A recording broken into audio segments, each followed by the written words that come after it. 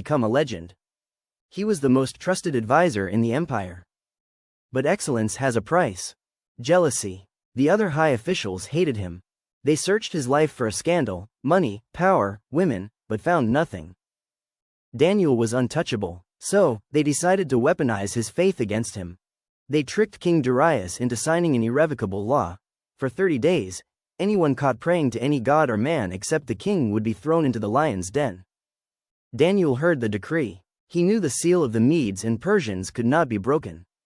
Most people would have hidden.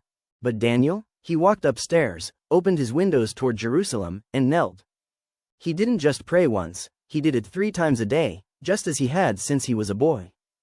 He wasn't being rebellious, he was being faithful. The king was devastated. He loved Daniel, but the law was absolute. As the sun set, Daniel was led to the mouth of the den.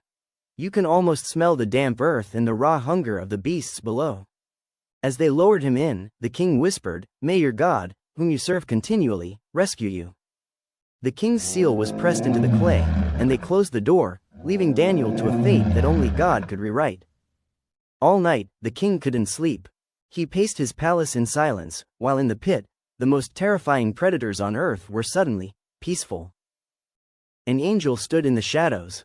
And for the first time in history, the lions found themselves without an appetite. At the first light of dawn, the king raced to the den. "Daniel, has your God been able to rescue you?" From the darkness came a steady, calm voice. "O king, live forever. My God sent his angel, and he shut the mouths of the lions."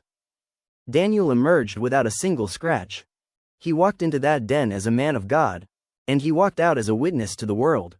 When Daniel answered from the pit, the king was overjoyed.